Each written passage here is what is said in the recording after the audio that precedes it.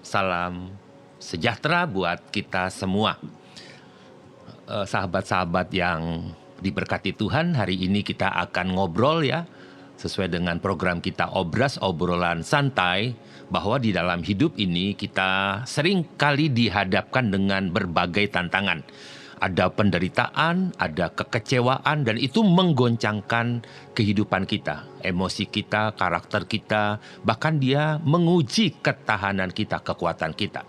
Namun, ya ini dia, ada sesuatu yang penting yang ingin kita obrolkan hari ini, yaitu bahwa sebenarnya kita di dalam Kristus itu punya pengharapan yang kuat. Jadi kita punya iman dalam Kristus itu akan menolong kita memiliki pengharapan dan kita dapat melewati masa-masa yang sulit. Nah, dalam obrolan ini ya, kita akan menjelajah. Menjelajah, pakai kalimat menjelajah atau mengupas tuntas bagaimana iman dalam Kristus itu memberi pengharapan untuk kita dapat menghadapi tantangan demi tantangan. Bagaimana kita diperkuat iman kita diperkuat jiwa kita, ketahanan hidup kita, sekalipun ada di tengah-tengah masalah atau penderitaan, dan kita tidak akan berlarut-larut dalam kekecewaan. Nah, sahabat, penting sekali mengakui sebuah realitas atau realiti tantangan dan penderitaan dalam kehidupan kita. Jadi ada poin di mana kita tahu bahwa hidup kita ini tidak akan pernah bebas dari sebuah penderitaan.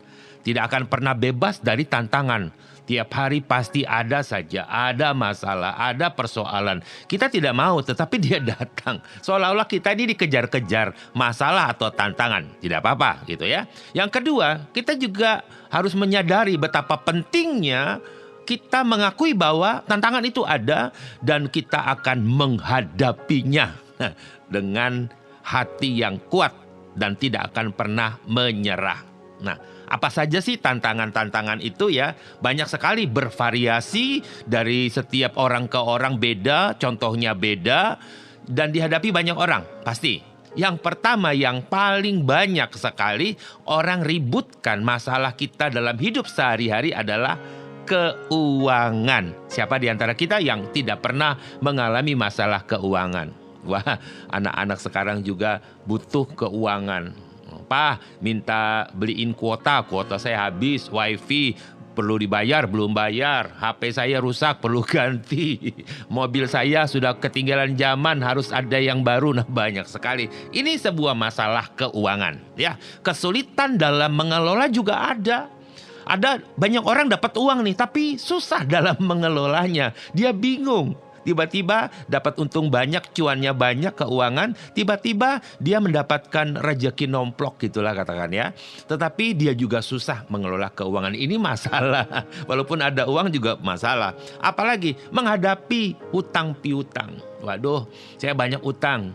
Pastor, bagaimana saya mau membayar hutang saya? Semua sudah saya gadai, rumah, kemudian kendaraan, emas. Bahkan saya sekarang mau gadai HP, saya mau gadai laptop. Nah itu kenapa? Karena ada masalah keuangan. Ini sesuatu yang sangat-sangat serius.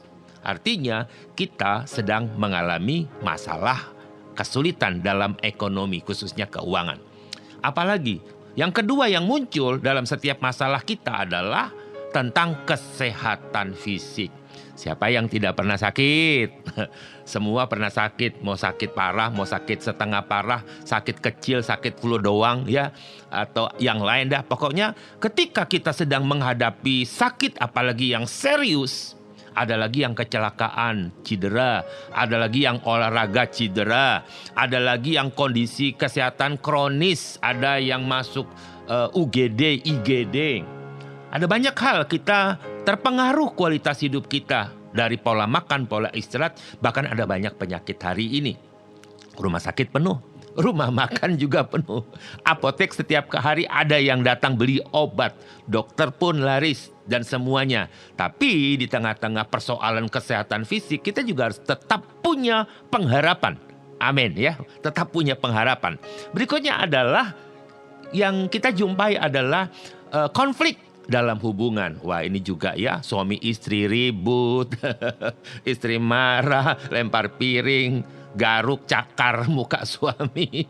Suami bilang, aduh aku habis diserang istri. Kenapa? Ya masalahnya sepele. Cuma nggak mau saya bilang nanti ngantar dia ke mall. Tapi dia ngamuk. Wah, ini adalah masalah pernikahan. Ada juga yang masuk ke dalam areal perceraian. Sudah masuk ke kantor-kantor pengadilan urusan perceraian. Ini konflik hubungan, perselisihan keluarga ada, kemudian persahabatan juga jadi retak. Nah, kita akan melihat bahwa ini banyak terjadi dan kita butuh sekali pengharapan kepada Tuhan untuk dapatkan sebuah solusi. Apalagi yang bisa jadi masalah ya? Pekerjaan. Wah, saya setuju. Pekerjaan atau karir. Banyak di antara kita yang sedang cari pekerjaan kan? Ada yang baru di PHK juga. Ada yang terjadi pengurangan tenaga kerja di sebuah perusahaan. Dan saudara mungkin salah satu dari antara orang-orang yang di PHK kan. Pasti akan muncul tekanan dalam lingkungan kerja. Pasti akan ada muncul kesulitan ketika kita kehilangan pekerjaan. Pasti kita mulai lagi mencari pekerjaan. Kita mulai melamar 1, 2, 3, 4. Bahkan belum ada panggilan. Dan inilah kesulitan dalam mencapai sebuah tujuan dalam karir. Nah ini kan masalah. Apalagi yang bisa bikin masalah? Kesedihan. Karena kehilangan. Kehilangan orang yang kita cintai atau kita sayangi. Ketika kita menghadapi kematian orang yang dicintai, tentu akan membuat kita susah sekali mau bicara, susah berpikir, makan juga tidak enak dan lain sebagainya. Ini adalah sebuah kehilangan, ya, perasaan kehilangan yang sangat mendalam. Orang-orang yang pergi meninggalkan kita. Kita tidak tahu bahwa dia pergi dengan damai sejahtera, dengan senang dan istirahat dalam Kristus. Tapi kita yang hidup di bumi merasa seolah-olah bumi sudah selesai. Pekerjaan tidak ada artinya. Ya, makan gak enak dan lain sebagainya. Inilah sebuah tantangan dalam kehidupan kita ketika kita sedang mengalami sebuah kehilangan, kesedihan. Dan katakanlah sebuah kesulitan secara emosional. Nah, muncul apa lagi dari situ? Stres muncul. Kecemasan ada, depresi ada, masalah mental lainnya ada. Wah, ada lagi nih kesulitan anak-anak sekolah. Apa yang mereka katakan? Waduh, sulit. Banyak tugas, pelajaran pagi, siang, sore, malam. Tekanan akademik.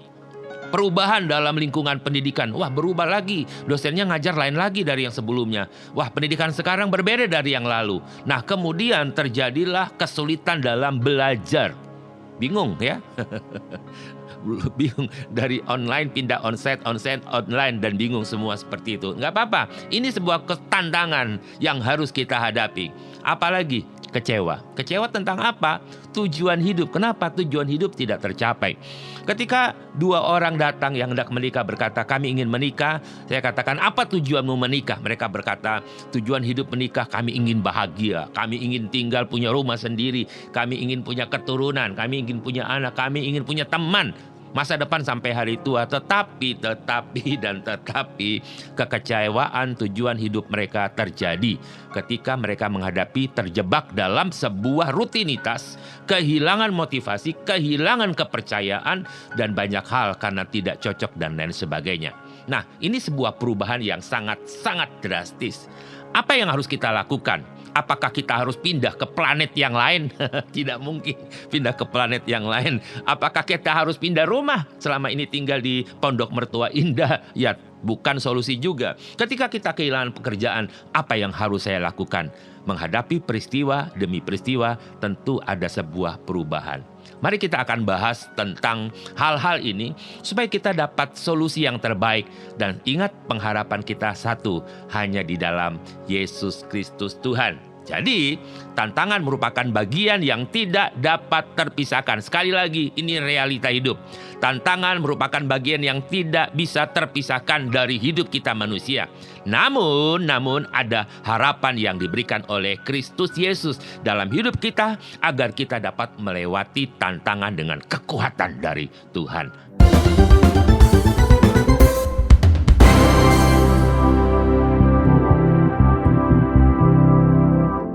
Ya, meski ku tak mampu, ku tak percaya akan diriku sendiri. Namun Tuhan membuat aku mampu melewati kesulitan demi kesulitan ini.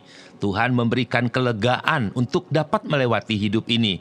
Karena Tuhanlah di dalam Kristus Yesus yang paling mengerti apa yang ku alami. Wow, ya puji Tuhan. Ya, kita butuh Kristus Yesus karena Dia paling mengerti apa yang kita alami. Amin, ya. Kita butuh fondasi, ya, sebuah dasar yang akan menolong kita berjalan dengan kuat, tegak, teguh, kokoh gitu ya. Harapannya adalah seperti ini. Mari kita mengenal tentang harapan yang diberikan oleh Yesus kepada kita lewat firman Tuhan. Kenapa? Karena harapan kita itu berakar pada firman Tuhan, hubungan kita dengan Kristus Yesus ya. Mengapa harapan kita jadi berbeda dengan dunia ini?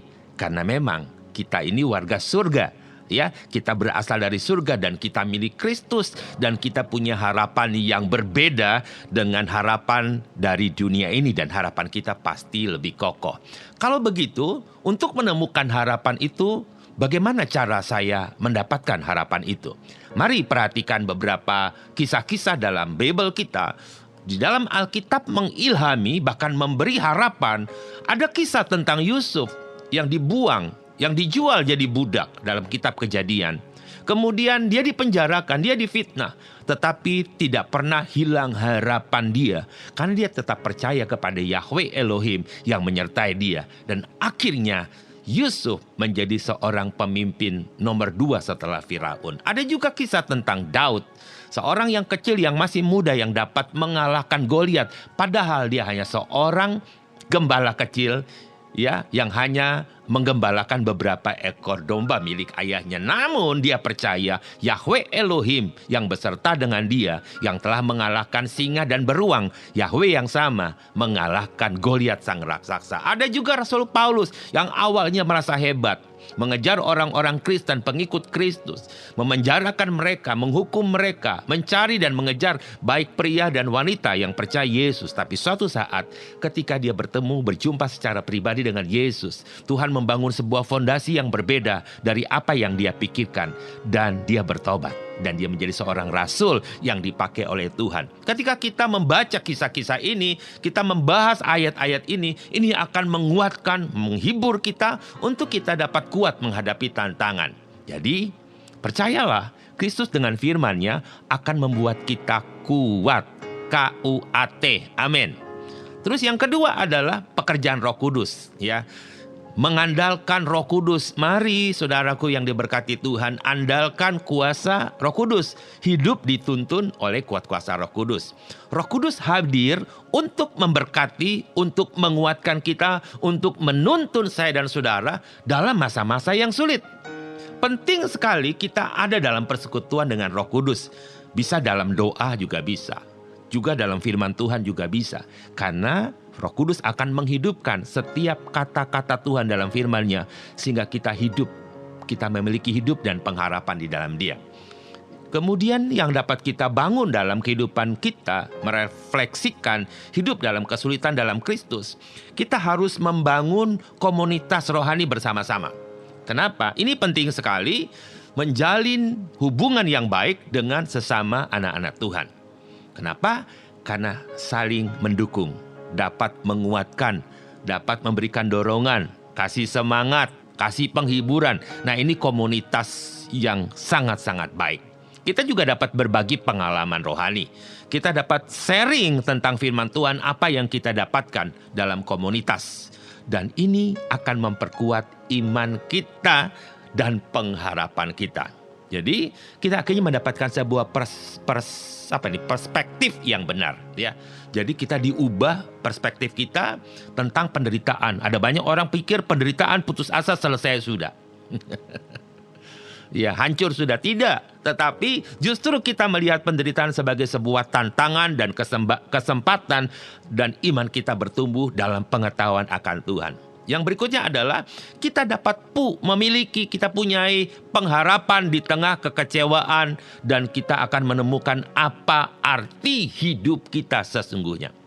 Ya, Setelah kita memahami tentang hal ini, kita semakin yakin, sahabat ya, tentang bahwa dalam situasi musim apapun juga Tuhan Yesus hadir senantiasa. Kita menemukan kehadiran Tuhan dalam setiap situasi hidup kita, baik di tengah penderitaan ataupun di tengah kekecewaan. Siapa yang tidak pernah kecewa, ya? Siapa yang tidak pernah menderita, siapa yang tidak pernah lelah. Tetapi di sini kita bisa melihat bahwa kita menemukan Tuhan, ya, bagaimana Tuhan hadir dalam segala situasi kehidupan kita. Ya, kita juga dapat menyanyi, memuji Tuhan, kita menyembah Tuhan, kita mengubah hidup kita, meletakkan pengharapan kita kepada Tuhan. Ya, hanya Tuhan Yesus yang sanggup memelihara kita. Dia sanggup menjaga kita, memperhatikan kita, dan lain sebagainya. Jadi, ada beberapa ayat penting yang kita juga bisa dapat baca di dalam Bible kita. Contoh-contoh ayat dalam Yohanes 16 ayat 33, Yesus tahu ya bahwa kita akan mengalami kesulitan, murid-muridnya mengalami kesulitan. Dalam ayat ini dikatakan, semua ini telah kukatakan kepadamu supaya di dalam aku kamu beroleh damai sejahtera. Di dalam dunia ini kamu mengalami penderitaan. Lihat, Tuhan tahu kita mengalami kesulitan, tetapi Dia berkata, teguhkanlah hatimu, aku telah mengalahkan dunia. Yes. Wah, keren ya. Ayat-ayat ini menguatkan kita. Juga dalam Roma 5 ayat 3 dan 4. Dan bukan hanya itu, kita juga bermegah dalam penderitaan. Nah loh, kok dalam penderitaan kita bermegah? Kenapa? Sebab kita tahu bahwa penderitaan itu menghasilkan kesabaran. Sabar. Wah, kita jadi tekun, kita jadi sabar. Dan kesabaran itu menghasilkan karakter teruji. Karakter yang teruji itu menghasilkan pengharapan. Lihat, ada pengharapan di tengah kesulitan. Karena kita tahu juga itu akan menolong kita melihat bahwa sesungguhnya Tuhan ada bersama dengan kita. Dalam segala hal kami ditindas, kata Rasul Paulus. Tetapi kami tidak terjepit. Kami tidak habis akal. Kami tidak putus asa. Kami dianiaya tetapi tidak ditinggalkan sendiri. Kami dihempaskan tetapi tidak hancur. Nah, ini kata-kata hebat daripada orang-orang yang percaya Yesus ada bersama dengan dia. Sehingga di dalam suratnya Rasul Paulus kepada jemaat di Filipi dikatakan dalam Filipi 4 ayat 6 dan 7, janganlah khawatir tentang apapun juga. Udah, jangan khawatir tentang hari ini, tentang esok, tentang pekerjaanmu, tentang kesehatanmu, tentang hubunganmu, tentang utang piutangmu. Kenapa? Ya, dikatakan begini, tetapi nyatakanlah dalam segala hal keinginanmu kepada Elohim melalui doa dan permohonan disertai ucapan syukur. Sudahkah kita belajar ini? Serahkan kepada Tuhan, doa, permohonan disertai ucapan syukur. Dan dikatakan dalam ayat 7, dan damai sejahtera Elohim yang melampaui segala pengertian akan menjaga hati dan pikiranmu di dalam Kristus Yesus. Jagalah hati, yang bisa menjaga yaitu damai sejahtera Elohim baru bisa menjaga hati kita. Kenapa? Sebab Elohim tidak akan pernah memberikan kepada kita roh ketakutan, melainkan kuasa serta kasih pengendalian diri. Sampai Paulus berbilang begini, karena aku berpendapat bahwa penderitaan sekarang ini tidak sebanding dengan kemuliaan yang akan dinyatakan kepada kita. Yes, amin, puji Tuhan. Akan ada kemuliaan besar, saudara akan melihat Tuhan yang hebat. Saudara akan melihat jalan terbuka, saudara akan mendapatkan solusi yang tepat. Dalam keadaan apapun, kesulitan apapun juga, kita percaya Tuhan akan kasih kekuatan dan pengharapan, dan akan ada kemuliaan Tuhan dalam kehidupan kita. Ya, jadi obrolan kita hari ini, saya menyimpulkan seperti ini. Dalam hidup ini, tantangan, penderitaan, kekecewaan adalah tidak akan pernah bisa terhindarkan. Namun sebagai orang percaya Kristus, kita memiliki pengharapan yang kokoh dalam iman kita. Kita tahu bahwa ada sebuah fondasi yang sudah dibangun di dalam Kristus. Kita baca firman, kita punya hubungan dengan Tuhan, Roh Kudus, kita punya komunitas bersama-sama. Kita tahu bahwa Tuhan hadir dalam segala situasi. Percayalah, masa-masa sulit kita tetap punya pengharapan di dalam Kristus Yesus. Dan melalui harapan ini kita diperkuat, kita diberkati, dipulihkan dalam anugerah Tuhan Yesus Kristus. Amin.